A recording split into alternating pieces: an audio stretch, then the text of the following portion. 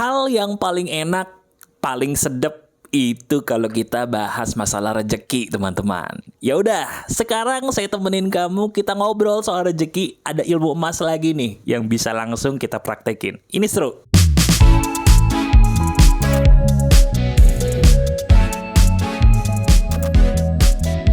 Halo teman-teman, apa kabar? Ada saya kembali, Aryan Surya, sahabat baik kamu dari Pagar Kehidupan di Podcast Pagi. Betul, emang paling enak ya kalau bahasa Betawinya tuh, kata teman-teman saya, paling sedap membicarakan masalah soal rejeki di Pagar Kehidupan. Gimana enggak? Siapa sih yang nggak butuh rejeki? Bener nggak? Kamu dan juga saya itu paling bahagia kalau mendapatkan rejeki. Nah, cuman pertanyaannya, bisa nggak sih mas rejeki itu kita pancing? Karena mungkin banyak nih sahabat Pagar Kehidupan baru yang baru kenal saya di Pagar Kehidupan. Halo, salam kenal ya. Banyak di antara kamu yang baru-baru merasa bingung gitu loh. Karena kok Pagar Kehidupan pernah ya membahas sebuah topik yang nggak pernah dibahas sama orang lain gitu. Salah satunya berbicara masalah rejeki yang ternyata harus dipancing, bukan dikejar. Benar nggak?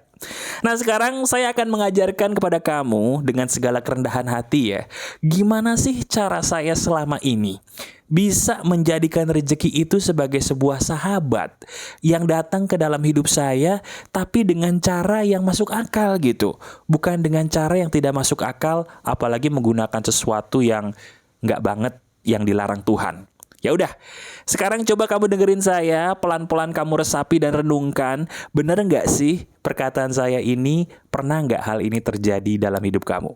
Oke, siap ya? Gini nih, teman-teman, kalau kita bicara soal rejeki, saya ingin kamu tolong ingat satu hal yang namanya lingkaran. Betul, kalau bicara soal rejeki, ingat aja kata Mas Aryan Surya, ingat apa? Ingat lingkaran. Sekarang coba kita bayangin lingkaran, teman-teman. Lingkaran itu salah satu bentuk yang paling unik buat saya. Karena apa? Lingkaran itu nggak ada sudutnya. Dia muter-muter terus, bahkan saking dia muter-muter terus gitu ya. Kalau gambar lingkaran itu nggak bisa sembarangan. Sekalinya salah dikit, jadinya lonjong, jadinya oval. Tapi kalau jadinya bagus, itu keren banget lingkaran. Nah, sekarang perhatikan bentuk lingkaran. Sama nggak bentuk lingkaran itu sama kehidupan kamu? Lihat. Sebentar. Maksudnya Mas Arya ini gimana? Iya, lingkaran itu kan nggak ada ujungnya. Rezeki itu, tahu nggak sih, nggak ada ujungnya sebenarnya. Setiap hari, coba kamu cermati, setiap hari bahkan detik ini, ketika kamu menonton video saya, kamu sadar nggak kamu dapat rezeki? Saya ulangi, detik ini pun secara tidak kita sadari, kita tuh dapat loh rezeki dari Tuhan. Lihat hidup kita, yuk lihat diri kamu sekarang, lihat, ayo. Apa rezeki yang kamu terima sekarang? Nafas, betul. Kesehatan, betul. Ilmu dari Pagar Kehidupan, bener banget. Apalagi? Makanan tadi pagi atau tadi siang, betul. Apalagi? Uang mungkin. Atau mungkin lihat bagi yang udah punya anak. Anaknya tadi pagi nyapa nggak dengan penuh senyuman. Itu rezeki, betul. Yang udah punya pasangan, pasangannya masih ada di samping, sehat walafiat. Itu rezeki. Semua rezeki manusia seperti lingkaran, tidak ada ujungnya. Tapi pertanyaannya, kenapa selama ini kita merasa kurang? Jawabannya, karena di bayangan kamu, rezeki itu bukan lingkaran. Sehingga di bayangan kamu sebagai sahabat saya, rezeki itu selalu punya ujung. Aduh mas, kenapa? Saya nih kok, kenapa ya umur segini belum nikah mas? Loh emang kenapa? Ya saya kan udah cukup tua mas umurnya mas, udah umur segini. Lah emang kamu selain nikah gak ada yang dipikirin? Ya tapi kan saya udah tua mas. Kamu sehat gak? Sehat. Sekarang pilih mana? Kamu nikah tapi kamu sakit. Atau kamu sehat tapi kamu jomblo dulu sementara. Bingung dia. Bingung. Kenapa bingung? Di saat itu saya memilih dia untuk menyadari teman-teman bahwa kita tuh kadang-kadang pengen sesuatu yang lebih tapi nggak menyadari bahwa di samping kita, di diri kita udah ada berkah yang Tuhan kasih, cuman nggak kita hitung aja. Nah, Sekarang apa hubungannya mas? Materi hari ini dengan itu semua ada hubungannya gini. Rezekimu tidak akan bertambah luas kalau kamu tidak menjadi manusia yang pandai menghitung rezeki. Saya ulangi, ini penting ya, ini dagingnya nih.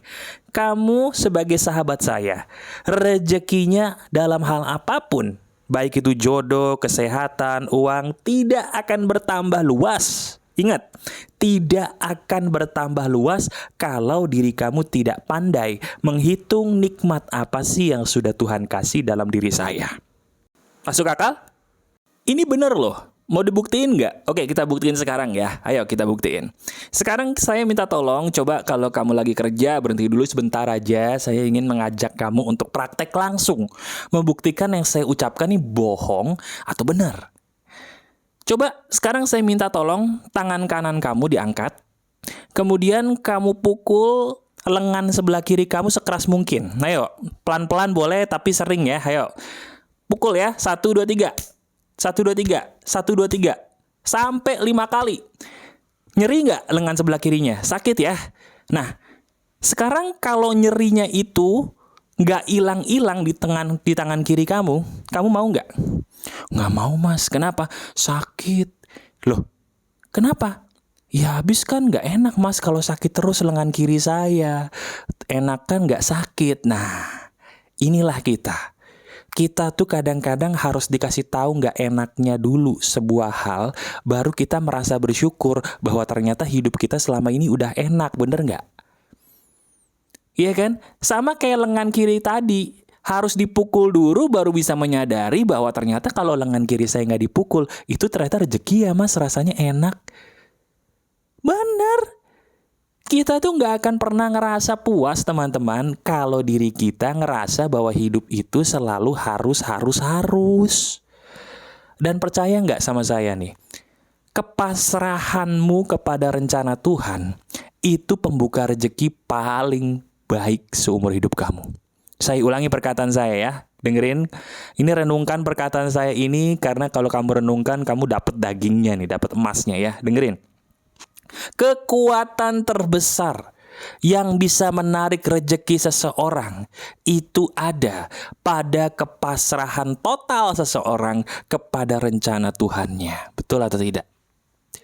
Semakin orang itu pasrah total kepada rencana Tuhannya kepada dirinya, di saat itu juga dia rileks, di saat itu juga dia tenang, tanpa disadari di saat itu juga keran rezekinya terbuka lebih luas lagi.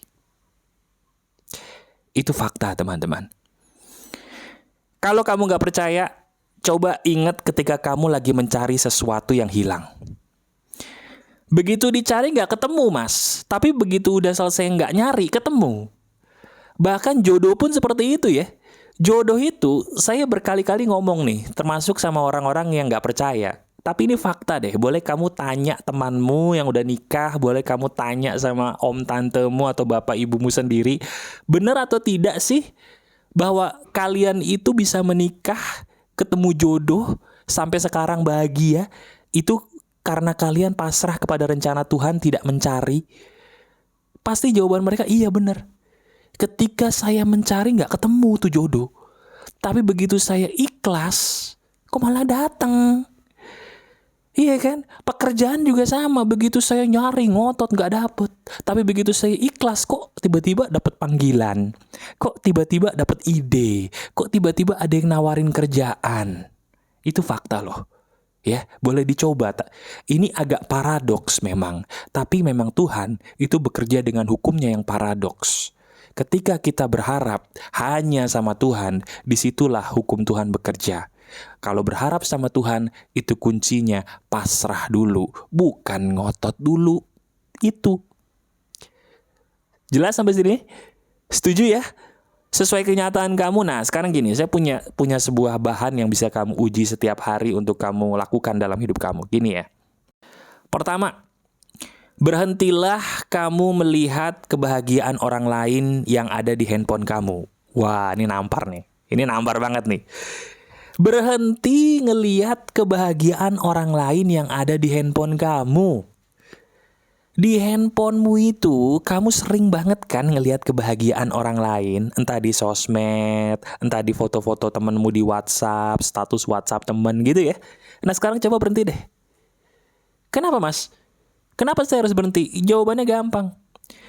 Karena ketika kamu melihat orang-orang yang lebih bahagia daripada kamu di handphonemu, kamu berpikir bahwa mereka selamanya sebahagia itu. Dan di saat kamu berpikir begitu, kamu ngerasa hidup kamu tidak sebahagia dia. Betul apa enggak?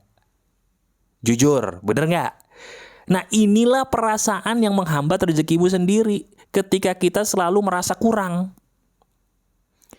Padahal saya selalu bilang, apa yang ditampilkan orang di handphonemu itu semua settingan. Orang gak akan mungkin masang foto yang jelek di sosmednya, gak mungkin. Orang gak akan mungkin bagi-bagi status WhatsApp ketika dia lagi sial, gak mungkin. Ketika dia lagi sial, ketika lagi jelek disimpan tuh semua rapi-rapi. Iya kan? Tapi begitu dia lagi happy, ketika dia mungkin ingin menyampaikan sebuah kebahagiaan, baru di-sharing. Paham? Jadi gak ada gunanya tuh kamu ngerasa kurang. Udah rezeki kamu makin seret, diri kamu rasanya nggak enak, penuh dengan rasa iri dengki bahkan. Dan yang ketiga, kamu ketipu. Ketipu sama apa yang kamu pikir dia bahagia terus padahal enggak. Jelas ya sampai sekarang ya? Jelas? Nah sekarang, coba kamu praktekin yang pertama tadi dulu. Jangan melihat kebahagiaan orang lain di handphone kamu apapun alasannya. Jadi nggak usah buka status orang dulu, nggak usah lihat sosmed dulu, lihat YouTube aja. Terus juga kalau cari video yang bener ya, jangan video gosip gitu di YouTube ya. Cari video-video yang lucu, yang bikin ketawa, yang menginspirasi, itu boleh. Jadi kamu tidak boleh melihat kebahagiaan orang lain di handphonemu. Itu fakta. Yang kedua, nah ini penting juga nih. Yang kedua ini coba kamu lakukan setiap pagi dan malam ya, yaitu coba kamu bercermin. Sambil kamu bercermin, kamu melihat matamu sendiri, terus kamu katakan apa sih yang bisa kamu puji dari orang di cermin tadi, yaitu diri kamu. Misal ya, misalnya kalau saya nih, saya itu paling suka teman-teman dengan hidung saya, karena hidung saya termasuk mancung. Jadi saya bilang ke diri saya yang di cermin, saya suka deh sama hidung saya. Alhamdulillah hidung saya mancung. Jadi syukuri. Misalnya kamu ngerasa bahwa di wajah kamu tuh kamu paling suka sama alis kamu. Kamu katakan, saya suka deh sama alis saya. Alis saya bagus, terima kasih, alhamdulillah atau puji Tuhan. Misalnya kamu suka sama rambut kamu. Katakan juga sama. Saya suka dengan rambut saya bagus, terima kasih, alhamdulillah atau terima kasih, puji syukur, puji Tuhan. Setiap kali kamu melakukan itu teman-teman, diri kamu tuh mengeluarkan energi positif yang akan kembali ke diri kamu lagi kok. Percaya deh. Dan cara seperti ini selalu saya jaga sehingga energi yang ada dalam hidup saya itu semuanya positif. Dan rezeki itu adalah bagian dari energi positif juga sebenarnya teman-teman. Jadi orang yang rezekinya bagus itu karena energi positifnya dia jaga terus dalam hidup dia. Gak akan mungkin orang energinya negatif terus rezekinya bagus tuh gak mungkin. Orang yang sukanya ngegosip, orang yang sukanya ngomongin orang, ngehujat orang, iri dengki. Mungkin awalnya bagus tapi lama-lama enggak. Coba deh. Ya. Jadi apa yang saya berikan di video ini seperti biasa sebenarnya daging atau emas. Tapi coba kamu cermati. Renungkan. Sadar atau tidak sih setiap rezeki seseorang itu sama Tuhan selalu diberikan besar-besar. Tapi sayangnya manusia secara tidak sadar suka mengkerdilkan rezekinya sendiri. Salah satunya, kadang-kadang mereka susah untuk menjaga lidahnya sendiri untuk tidak mengatakan hal-hal yang negatif. Jelas ya? Semoga apa yang saya berikan di video ini kembali bisa menginspirasi kamu. Jadi sahabat pagar kehidupan, itu jadi orang yang penuh dengan kebaikan dan kebahagiaan. Tetap bahagia, tetap jadi orang baik, dan tetap penuh dengan kedamaian ya. Saya bangga sebagai sahabat kamu di pagar kehidupan. Masih ada saya, Aryan Surya, sahabat baik kamu selalu dari pagar kehidupan. Tetap keep the spirit, keep sharing,